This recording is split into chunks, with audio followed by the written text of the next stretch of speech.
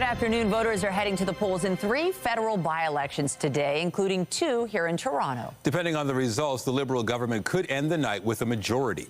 CP24's Courtney Heels has been speaking with voters in University Rosedale and joins us live with more. Courtney.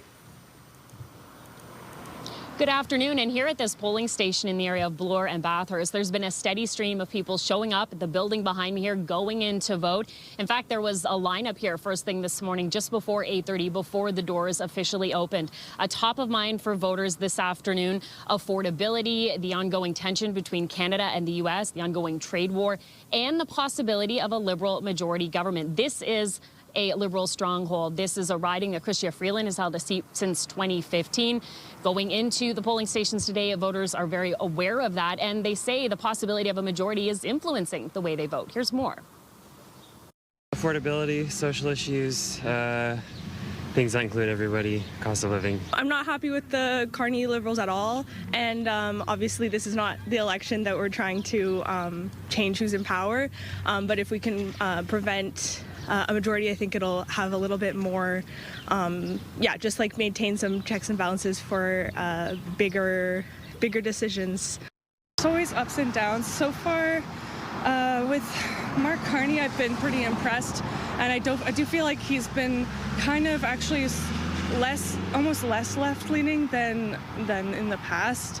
I do like having a minority sometimes when you can kind of mix with either NDP or whatever.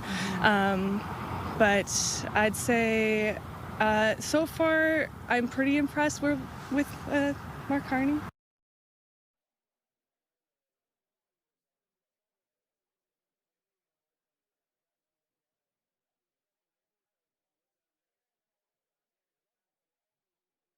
University Rosedale, the Conservatives have Don Hodgson, the NDP, Serena Purdy, and the Greens are running Andrew Massey. In terms of advance voting, a couple of weeks ago, about 9,400 people showed up to cast their ballot. Later today, we will find out just how many people do, in fact, vote in this by-election, especially with so much on the line here. The fact that the Liberals are just 1 seat shy of a very slim majority government. The polls will stay open for the rest of the day, and they close at 8:30 tonight. Back to you. All right. Thank you, Courtney. The by-elections could have major implications for the federal government going forward. For more, we're joined live in studio by CTV's Ottawa Bureau Chief Graham Richardson. Graham, great to have you with us on this big day. Yeah. So let's first talk about the likelihood that the Liberals end this day with a majority. Well, it's pretty good, Michelle. Like, look, it used to be last week even. It was, I called it the meatloaf of politics. 2 out of 3 ain't bad for the by-elections, right? If they get 1 now, it's a majority.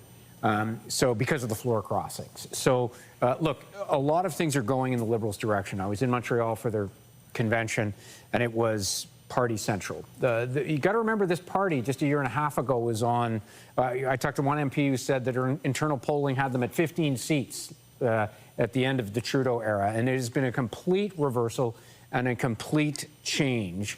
Whether that's because of Trump, because of Carney, a combination of the both. What's been interesting through this all, of course, is that Fortress Toronto has always been supportive, even in the darker times of Mr. Trudeau, and I don't expect that's going to change in these 2 key ridings in Scarborough and Rosedale tonight. You know, when you keep on telling voters that it's going to go one way and they're going to vote this one way, could that impact the actual vote? It could be. I mean, there could be some complacency here, but I think, you know, just kind of like the situation now with politics and with the world. You know, Mr. Carney talks a lot about, you know, with the floor crossers, about petty politics being a thing of the past. We've got to look forward. We've got to talk about unity.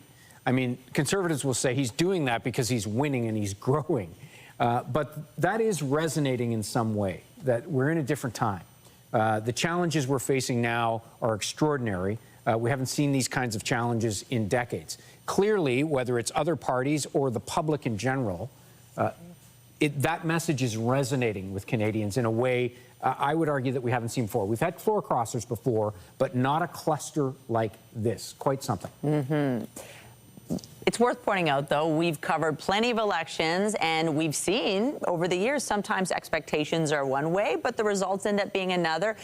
If there were to be an upset today, where do you think that might be? I think if there's an upset or a surprise or a negative for Liberals, it will be the Montreal riding Terrebonne. It was very, very close last time. In fact, It had to be rerun by the Supreme Court because there was a margin of 1 vote. The Liberals feel very strongly they're doing well there, but if there's a surprise, they don't get that. That would be the first sort of chink in the armor of Mr. Carney. Going through that weekend in Montreal, though, it certainly doesn't feel like a party who's that worried about it. But as you say, the voters, the only poll that matters, of course, tonight. So we'll see where it ends up and how well or not they do. All right, one last question. So if we get the Liberal majority that we're all expecting, what happens to Poilievre? That's a very good question. Look, Pierre Poilievre has the support of the party. More than 86% of the party support his leadership. But remember Brian Mulroney. At the lowest of the low, he never lost his caucus. Even Jean Chrétien in the early 90s, when he took over as opposition leader, when you were just a twinkle in your parents' eye, Nathan, you know, they stayed with him even when he was being challenged. What we're seeing is a cluster of MPs from the Conservative side leaving the party and defecting. If that continues, it's going to be very, very hard for him to hold on, depending on the numbers. He says he's holding on now. He's got his party now, except that last week one left. If more and more continue to do that, very, very challenging for Mr. Poilievre going forward. CTV's Ottawa Bureau Chief Graham Richardson, appreciate you stopping in today, and we look forward to all the coverage tonight. Great to see you both. All right, take care. And let's talk about that coverage. It'll cover all 3 by-elections hosted by CTV News chief anchor and senior editor Omar Sachedina and CTV News chief political correspondent Vashi Capellos. It begins at 7 p.m. Eastern on CTV News Channel, and CP24 will also stream at ctvnews.ca and on Crave. Well, to other news, a man in his 20s is fighting for his life in hospital following a shooting in St. Jamestown. It happened near Bleecker and St. James Avenue just before 3 in the morning. Police say they were flagged down to help someone who was injured. The man was rushed to hospital with life-threatening injuries. So that is currently still being investigated. I can tell you that the victim was located outside. However, it's not completely clear at this time where exactly the shooting occurred.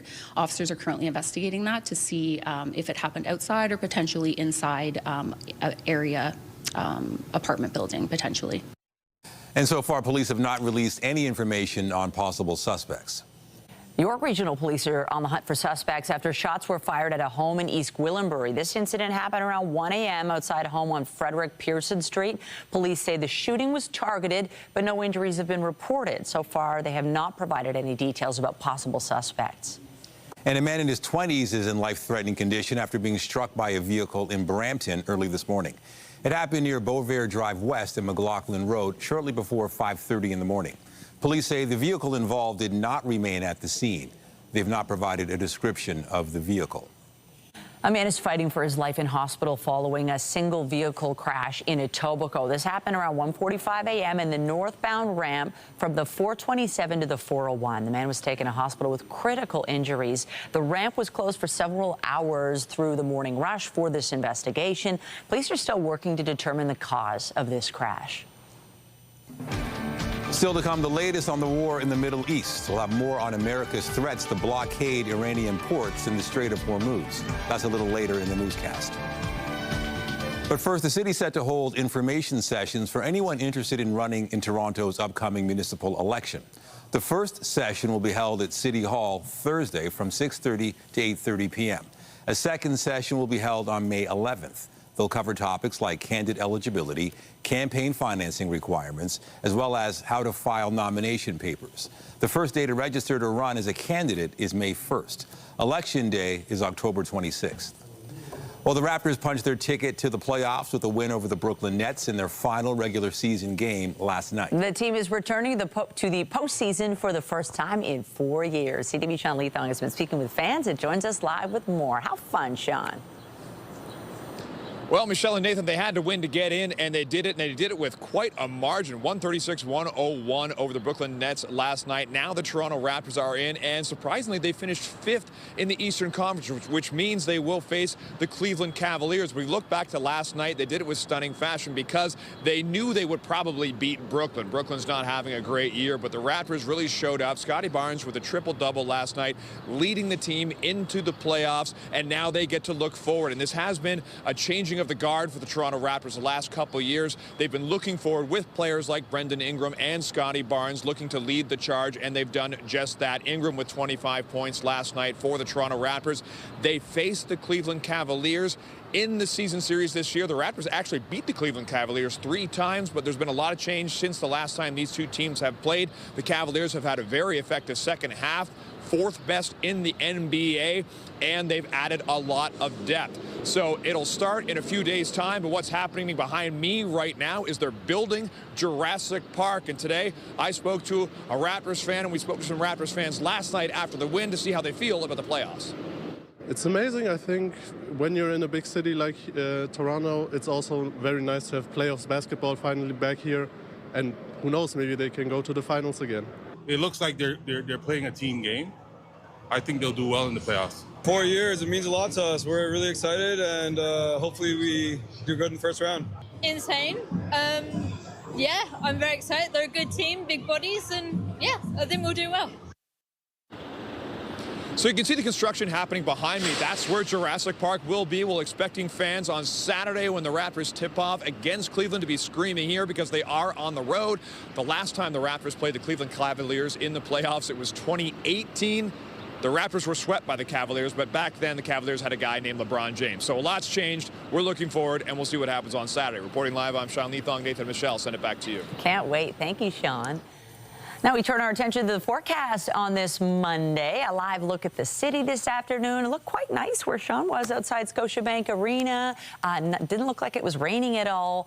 But the temperature, that is the big story as we embark on another week. It is so mild. And yes, there's some rain to go along with it, but this is some nice April temps. Yeah, I think we'll take it, Michelle. In fact, this is looking like our warmest week of the year so far. I'll step aside so you can see that it is already 20 degrees at Pearson Airport. It's 23 degrees right now in Windsor, Ontario. A couple of communities still on the cool side, 7 degrees in Parry Sound, only 9 for you this hour in Kingston, but lots of daytime heat to come and some warming on the way. Now, we have had a bit of an unsettled start to our week, and it is going to be a soggy one overall, but showers are pulling away from the GTA, even enjoying some peaks of sun in many areas right now. A couple of rainfall warnings remain in place along with special weather statements, but mainly to our north and to our east. Winds today, a big part of the weather story, gusting out of the west to about 60 kilometers per hour. Here is your today at a glance. 21 degrees, our forecast high. We are already well on our way to that, and we are well above seasonal. We will be most days this week, too. Lots to talk about in the forecast, but for now, Michelle, I'll send it back over to you. Thank you, Lindsay. Returning to our top story, the 3 federal by-elections being held today, including those 2 in Toronto, where Scott Hurst joins us live now from a polling station in Scarborough Southwest. We were in University Rosedale earlier in the newscast. Scott, what more can you tell us about this race? Michelle, good afternoon. Scarborough Southwest, and the voting is taking place in the elementary school behind me inside an auditorium. I can't say it's been busy throughout much of the morning, but it has been consistent. There has been a steady stream of voters going inside, casting their ballots in one of these 3 federal by-elections with massive consequences, of course. We've talked about the federal picture, what it means for the federal Liberals. Just one of these by-elections, all they need to do is win one of them to form a majority government and get to that magic number of 172. Now, in terms of what the voters are looking for, some of them did mention the federal picture when we talked to them earlier today, but also others mentioned local issues and the fact that they want these local candidates to take their local messages and concerns to Ottawa. So it's not always, when it comes to the voters themselves, thinking big picture, what this will mean in the House of Commons. A lot of it, of course, has to do with the local candidates, and a lot has to do with the local matters, of course, when it comes to what Canadians care about, what Canadians are concerned about. We still hear many times that affordability is a huge concern. We know that in terms of, the price people have to pay, specifically at the pump and on a whole host of other items, from rent to grocery prices. But also, we've heard people talk about healthcare being a concern, housing being a concern. Here's more from some voters we spoke to earlier today. It's very important that we do vote as Canadian citizens.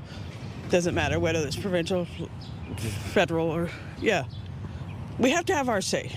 It is important because they learn about us, what we need in that sense, right? So the things that they fight for is what they know we need, right, in that sense. So that's, to me, that's very important. A letter in my mailbox. Okay. That's asked me to support in the team. So I'm here to support the team.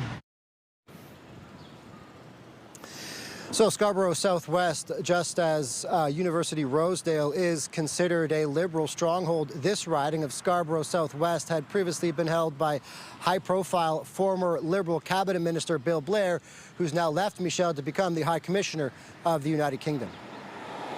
CTV's Scott Hurst live for us in Scarborough Southwest on by-election day. Thank you.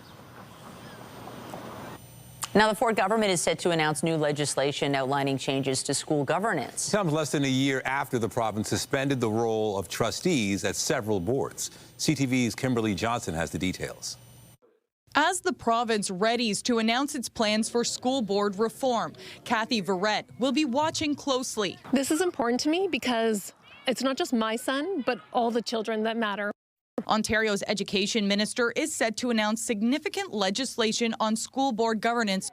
Verrett hopes plans include more educational assistance, smaller class sizes, and programming for students with special needs, like the ones her son benefits from. We need an expansion on these classrooms and not an elimination of them. And we all know early intervention is the most important thing for a child. So the earlier you start them in these programs, the better success rate they have. The announcement is expected to come with details on the future role of trustees in the province. Last June, the province took over the Ottawa-Carleton District School Board and suspended the role of trustees, replacing them with a provincially appointed supervisor, citing financial mismanagement.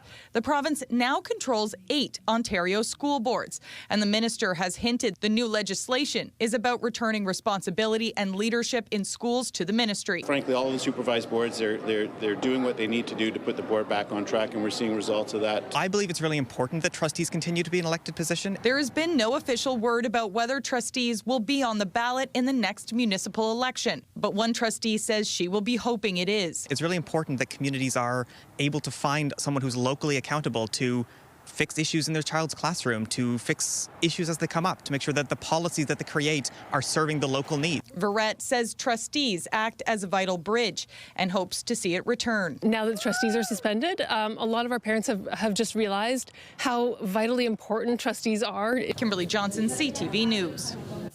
The Ford government is introducing legislation to increase WSIB benefits for injured workers.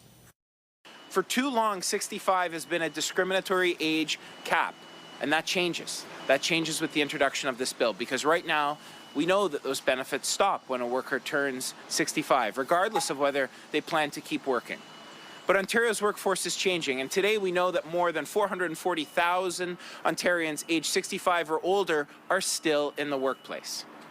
More people are working longer, contributing their skills, mentoring the next generation, and keeping our economy moving. According to Stats Canada, roughly 444,000 Ontarians 65 or older were still in the workforce in 2025. The legislation would also see the WSIB loss of earnings benefits increase from 85% of a worker's take-home pay to 90%. The province says an injured worker who makes $60,000 a year would receive about $2,400 more in benefits over the course of a year. The battle over coal mining in Alberta's Rocky Mountains has been renewed, with a citizen-led petition gaining momentum. CTV's Kathy Lee has more on what's at stake and the potential impact beyond Alberta's borders. Calving season on this southern Alberta farm depends on clean water. But for ranchers like Laura Lang, coal exploration in the eastern slopes of the Rockies is raising concerns about that supply. The biggest concern is drinking water, obviously, but the concern also is into our food production. While there are no active mines here, Alberta lifted a decades-old coal policy in 2020, opening parts of the eastern slopes to development. After backlash, the policy was reinstated, but some exploration projects moved forward, including one by Australian-owned Northback on Grassy Mountain in the Crow's Nest Pass, previously rejected over environmental concerns. The concern about the proposed Grassy Mountain coal project, which is about an hour west of here, is that it sits on the eastern side of the Rocky Mountains mountains where the water source is.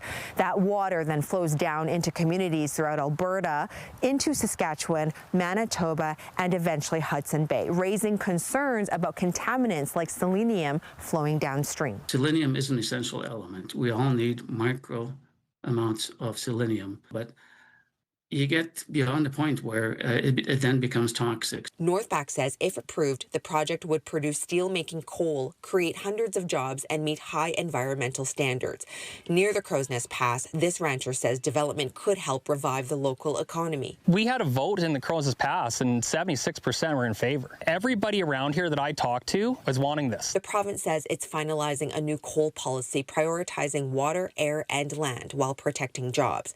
Meanwhile, country music artist Corbland has launched an anti-coal mining petition, pointing to risks already seen elsewhere. Go across the border into BC. They've been mining the other side of the Rockies in this exact way for decades, and they have a really bad selenium problem. Lang supports the movement, saying some places should remain off limits. This is not the place to do it. For her, protecting this water is about protecting the future. Kathy Lee, CTV News, near Nanton, Alberta.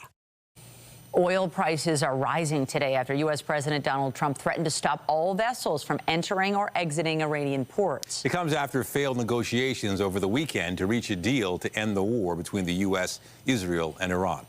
The blockade took effect at 10 this morning, with U.S. Central Command saying it will be enforced against vessels of all nations entering or leaving Iranian ports and coastal areas. That includes the Arabian Gulf and the Gulf of Oman. Trump had previously threatened the entire Strait of Hormuz. Iran's Revolutionary Guard says the strait still remains under Iranian control. Canada and its NATO allies will not get involved in the U.S. blockade of the Strait of Hormuz.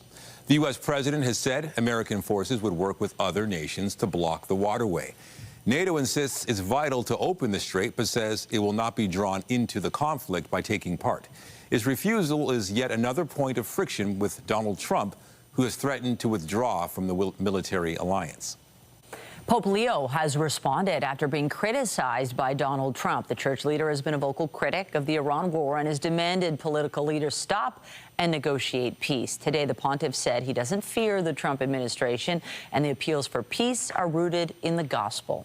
I basically said that the message of the church, my message, the message of the gospel, blessed are the peacemakers.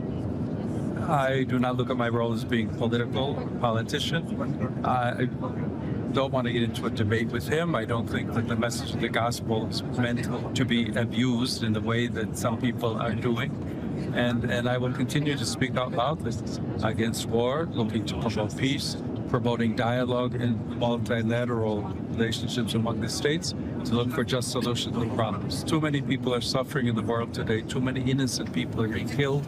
And I think someone has to stand up and say, there's a better way to do this. Trump posted a message on Truth Social last night saying in part, quote, Leo should get his act together as Pope, use common sense, stop catering to the radical left, and focus on being a great Pope, not a politician. It's hurting him very badly, and more importantly, it's hurting the Catholic Church. Meanwhile, the uncertainty around the Strait of Hormuz is impacting jet fuel imports in Europe. That's having an impact on Canadians planning summer vacations overseas. CTV's Kamal Karamali has the details. Travelers at Canada's busiest airport heading off to Europe. Yes, very happy to go now. Happy to have booked their flights now before things get worse. We're not flying in the summer. Europe could see jet fuel shortages in 3 weeks, says Europe's airport industry group, if the Strait of Hormuz doesn't fully open up. The key oil shipping corridor only partially open to countries friendly with Iran in its war against the U.S., resulting in dwindling jet fuel for European airlines. It's almost as though the Trump administration has got themselves into something that they don't know how to exit, and it just seems to be escalating. And shifting Canadians' plans to travel across the Atlantic. Claire O'Donoghue has already booked her flight to Portugal. And just kind of worried about what could happen, especially not having everything set in stone. Adding on insurance is definitely something we would consider. Canadian travel agents fielding phone calls on how to navigate this summer travel season. What we're seeing most of is hesitation. People, if they're still planning in the planning phase, they're just pausing. But their advice is to act now. Book early. Flights will never be less money than they are now. And pay a bit more for that travel insurance while leaving extra room for any connections. Where you're not having to catch the cruise ship the next day after you land, because if that flight does not leave that day, you're out of luck. Travel agents have noticed a major shift in Canadians boycotting the U.S. after the trade war and flying to European destinations instead. Some who are also considering exploring Canada, rethinking that plan as well. Many kind of consider, oh, maybe we'll go on a road trip this year, and then they realize how much gas costs for their car as well. And Canadian Airlines telling CTV News they expect the cost of jet fuel to continue to rise, but even with the higher prices, there still should be enough for upcoming flights, not anticipating a fuel shortage for now. Kamal Karamali, CTV News, Toronto. So it is mild today. Our average temperature this time of year is about 12 degrees, and we are forecasting a daytime high of 21. In fact, we're almost already there. Here's a look at the almanac. The record high for this date, 29.4 degrees, and that was set just a couple of years ago in the year 2023. It's unlikely that we're going to break that today. We are also going to be quite unsettled this week with rounds of showers and, yes, some thunderstorm activity too. So coming up, we'll give you an idea of how much rain could be in the forecast for this week and how long this temperature trend is expected to last. Details are after the break here on CTV News at noon. When you see it happen, send it to CTV News. Text 10400 from your screen to ours. Text 10400. All right, talking about the forecast now, it just feels like this is the time to maybe get rid of the winter gear and replace it with the rain gear. Right? Yeah. I think this is that week where we're turning a corner. Temperature-wise, it's warm, you can feel it, and I don't know about you, I'm starting to feel like I need to do spring cleaning, get the snow tires off. It's like, you know, spring is here. Yeah, I'm still thinking about the snow gear. I'm ready to put those snow pants away for this season. And yeah, so I'm not even sure what's the bigger story this week. It is the warmth, of course. We have some very warm days ahead, 20-degree temperatures at times this week, team temperatures other days, but it's also going to be a pretty active weather week. We are looking at showers and storms right through until the weekend. Weather is brought to you by the Presler Law Firm, injury lawyers. You don't pay unless they win. We're going to take another live look outside right now. It's not too bad out there. We've had showers today. We've had some drizzle, and we've had rain at times too. Rainfall warnings are slowly coming to an end in northern parts of Ontario. Through the rest of this afternoon, might even enjoy some sunshine around the GTA. We're already seeing it in places. Here's a look at where things stand temperature-wise right now. We're at 20, forecasting a high of 21. We'll see if we can climb even higher than that. 23 degrees right now in Windsor. Compare that, though, to 3 degrees in Sault Ste. Marie. And we're now up around 13 degrees in places like Muskoka and Ottawa.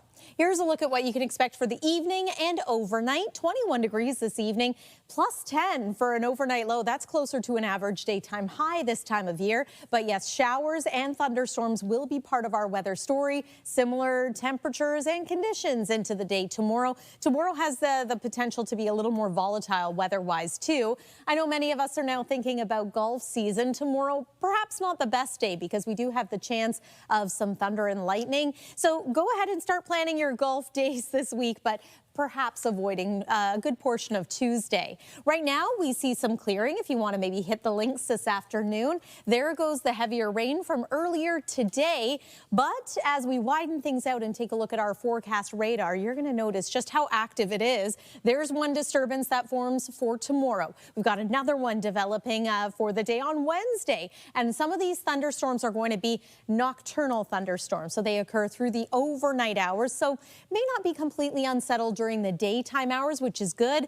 However, with some of these storms, we are expecting quite a bit of rain this week. So just be mindful of this, especially for areas like Owen Sound, Goderich, maybe even locally here in the GTA. Rivers and streams, no doubt going to be running high and fast. There's tomorrow morning around 6 a.m. So expect a cluster of storms, some heavy downpours, drying out though again for the afternoon. Similar situation Wednesday overnight, that's about 4 a.m. So quite unsettled again. And then Wednesday daytime, drier. You guessed it, more wet weather in store as we make our way into Thursday. So there's the next 3 days. Teen temperatures for Wednesday and Thursday. So slightly cooler, but still above seasonal. And that looks to be the pattern right into the weekend. A little drier for Friday, Saturday, Sunday, but still mostly cloudy. That's your look at the weather for now. Nathan, I'll send it over to you. All right. Thank you, Lindsay. The Blue Jays have today off before returning to the Diamond tomorrow to begin a 9-game series. Ground ball to the right side, and that'll get through for a base hit. And that will bring Ernie Clement in with the first run of the ball game. The Jays scored first in the series finale against Minnesota yesterday, but the Twins did most of the damage after that.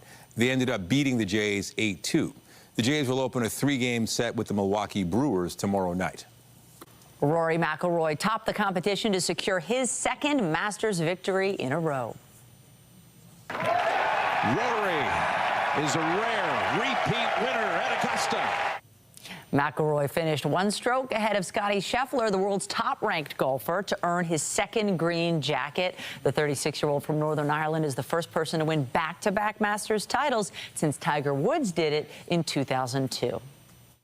I thought it was so difficult to win last year because of trying to win the Masters and the Grand Slam, and then this year I realized it's just really difficult to win the Masters. I tried to convince myself it was both, but yeah, just incredible. You know, I obviously did the bulk of my work on Thursday and Friday, and you know, I don't think I would have believed anyone if they said to me, you know, all you have to do is shoot even par for the weekend and you'll win. Nick Taylor was the top Canadian at the tournament. He finished tied for 41st place. The Toronto Temple will continue to add to its roster when the team takes part in the WNBA draft tonight. The Tempo have 4 picks in the 3-round draft and just weeks to prepare for the franchise's inaugural season. The team will play exhibition games on April 29th and May 1st before playing the Washington Mystics at Coca-Cola Coliseum in their season opener on May 8th. Still to come, it's an age-old adage, but new research suggests it really does feel better to give than receive. We'll have those details when we return.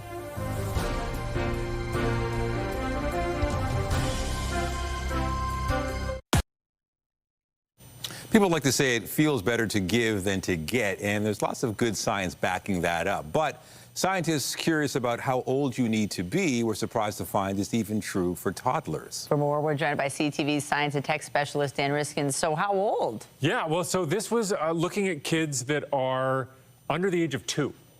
And like, I'm a dad, and I'm not trying to call out my kids when they were toddlers, but you just, like, they don't seem like the most generous people. Toddlers are sort of operating on the principle that they're trying to get things for themselves, and they're lovely and cute, but, you know, and you think that it comes later. But this was a great study where they had these toddlers interacting with a puppet, and the puppet, there was a researcher, the toddler, and the puppet, and in some instances, the child would get a graham cracker. And in other instances, the child would give a graham cracker to the puppet. And sometimes the researcher would give a graham cracker to the puppet. And while this was happening, they were recording video. And then what they did is they took video stills from all these different experiments, and they showed them to an audience that didn't know what the setup was, and just asked, how happy does that kid look? And they rated how happy the kid looked. And the happiest smiles from those toddlers came from the moments where the toddler had just taken a graham cracker from their own bowl and given it to the puppet. That's what brought them the most joy. And I just love that. The idea that we are,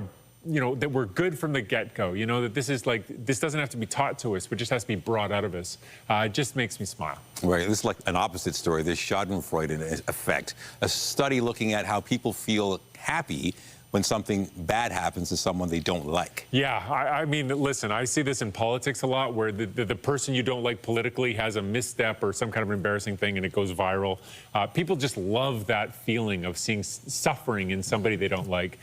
This was an elaborate experiment where people believed they were playing a game against other people through video cameras, like over a Zoom basically, where you have to get your reaction time. But it wasn't actually a real game. It was just a bunch of videos set up so that you would experience losing or winning, and they could experimentally manipulate that.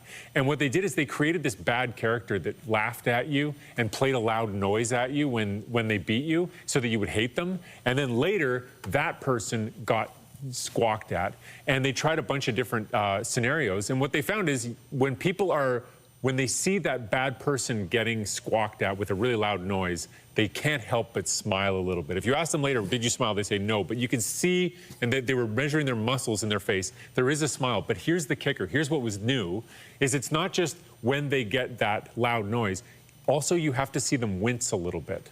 If you don't see the person suffering, it doesn't work. And so this, like, we're even darker than I gave us credit for. Schadenfreude is not like our proudest thing, but it's not enough to see the person getting punished. You have to see them suffer, and then you smile. And I was like, well, that juxtaposes against how much I like the toddlers, for sure. Oh, interesting. Okay, finally, I think this latest study is great for those of us who write for a living. And I guess it turns out that people don't like writing when they find out it's written by AI. Yes, and this is a very simple experiment. You take a bunch of writing, all written by AI. You tell some people it was written by a human, and you tell other people it was written by AI, and you ask them to rate it. And people that believe it's coming from a human rate it higher than people who believe it's coming from AI, even though it's exactly the same words. And what the researchers were trying to find is the exception to that rule. But what if it's really bad writing? Or what if it's really good writing? Or what if it's scientific? Or what if it's poetry? They could not find any instance in which people don't hate AI writing. Anytime somebody sees AI, they're like, I'm out, I'm not interested. And so their argument is, listen, if you're using AI for your writing, you've got to hide it from people. And I'm like, whoa, that's the wrong lesson. Like, how about we just have people do the writing and keep working and lean into that and just, really realize that that's one of the strengths, is that connection you have with the writer. And that's part of what makes writing special. That's encouraging. People want authenticity. I think we're longing for humanity in this era and of trust, AI. right? Yeah. It's much easier to trust a person than it is to trust AI. And you shouldn't ever trust AI, which is one of the reasons. You can trust Dan Riskin, CTV science and tech specialist. Dan Riskin, thank you. I trust you to come up with a good segue. Thank you for that. Thank you, Dan. Still to come, a new study is outlining cancer rates here in Canada. We'll take a closer look at the numbers and what they reveal when we return. Get Toronto's top stories, breaking news alerts, and watch live. Download the CTV News app.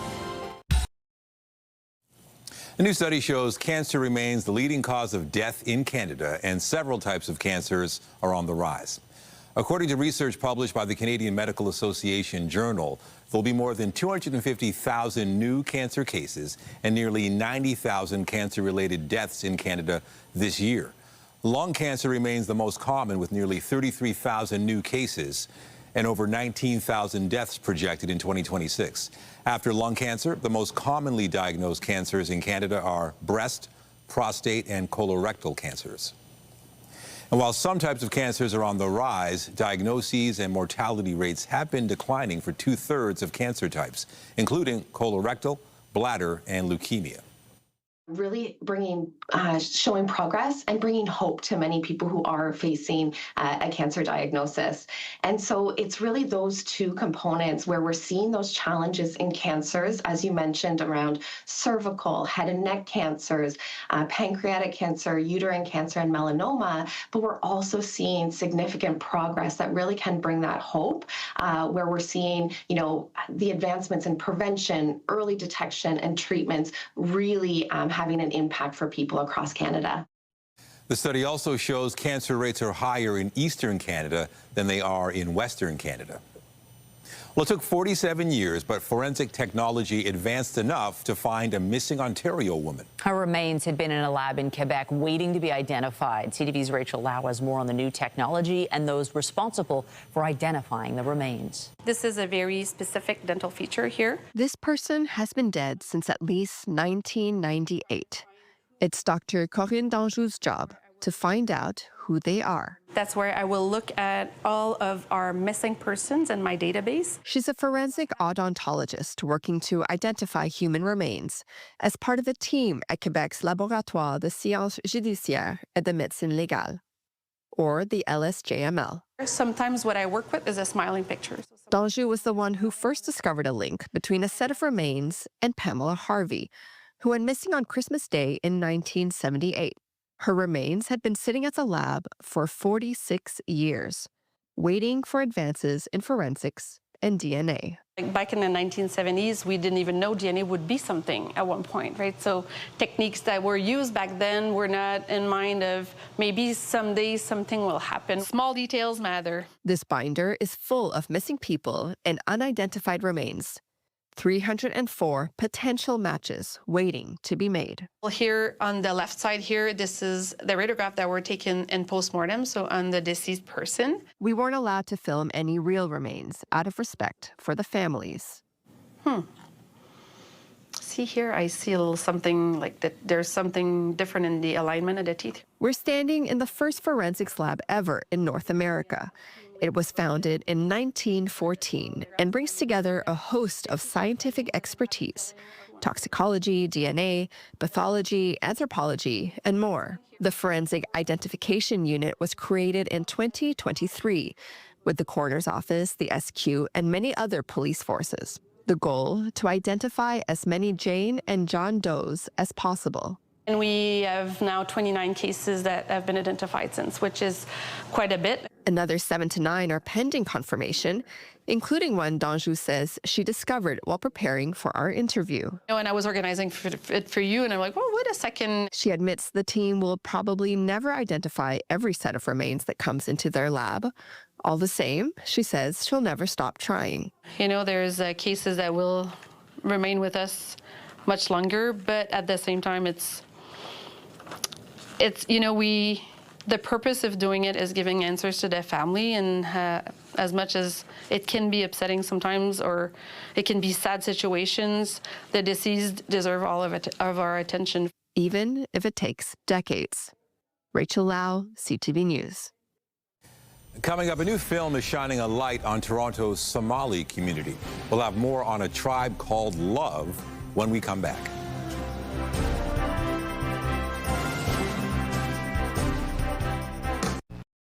A new film coming out of Toronto is shining a light on a story that many in the local Somali community know exists but rarely talk about openly. CTV's Carol Charles recently caught up with some of the members of the cast. Yeah, Cineplex added another screening. A week after? It's a very exciting time for award-winning director Mohammed Ahmed.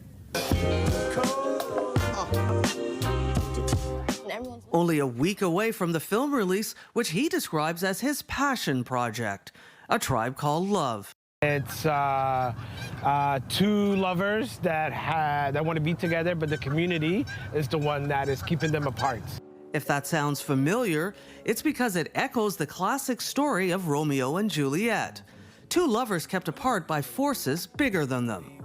But this time, the story is set in modern-day Toronto, the romantic challenges stemming from tribal divisions within the Somalian community. In my community, we're divided into 4 big tribes. Whatever tribe you're with that's your community, you know? That's who you rely on, that's who you marry, that's how you stay close. However, many second-generation Somali Canadians see tribalism differently than their parents or grandparents did. That's where the character Fatah comes in. Much like Romeo, he's willing to challenge the rules. He wants to break down those tribal barriers and make his own choices. There's like this belief that you're only supposed to be with the people that are around you. Love can be from any culture, it can be from any tribe. If we cannot convince them and we can't change their mind, we'll let them know this is the path that we're on, and this is the path we're willing to take. The film starts with the characters as teenagers, just 14 years old when they first meet and fall for each other. Then a tragic event happens and separates them. 14 years later, they meet again. That same love still there. Love overpowers everything. Just trust your gut, believe in yourself, don't listen to the naysayers, the people that don't want you to do anything. Just love will prevail. Filmed in Etobicoke with a cast of local actors, the director says it's important for young Somali creatives to tell their own stories. This can be the motivation, the inspiration for more young Somali minds to come together to tell their own stories and the way they feel like it needs to be told. A Tribe Called Love was featured at the Real World Festival last October. The film went on to win the Audience Choice Award. A Tribe Called Love is set to be released across Canada, with its first theatrical screening at the Queensway Cineplex. Carol Charles, CTV News. Gotta love it. Looks great. Love when films are filmed locally, spotting the different places.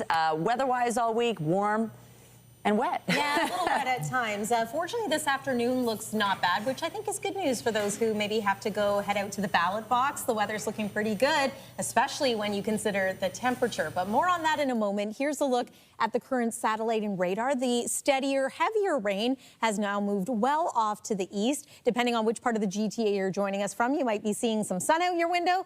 You might be seeing a little bit of cloud. It'll be varying throughout the rest of the day. Tonight's low is about 10 degrees, so that's quite mild for an overnight temperature, even at this time of year. Tomorrow, back into the 20s. 12 degrees is our average daytime high, so we are warmer than that. But yes, plan on some thunderstorms, perhaps overnight tonight, certainly into tomorrow morning. Might see some clearing again tomorrow afternoon. And then we are unsettled once again right through the week. On and off showers, mostly cloudy skies, but remaining mild right into the weekend. Nathan and Michelle. All right, I like it. Thanks, Lindsay. And that's it for CTV News at noon. Remember, you can get Toronto's breaking news all day long on CP24 and at ctvnewstoronto.ca. For Lindsay Morrison and all of us here, have a pleasant afternoon. I'm Michelle Dubé. And I'm Nathan Downer. Be sure to join us later for CTV News at 5 and 6. Have a great day.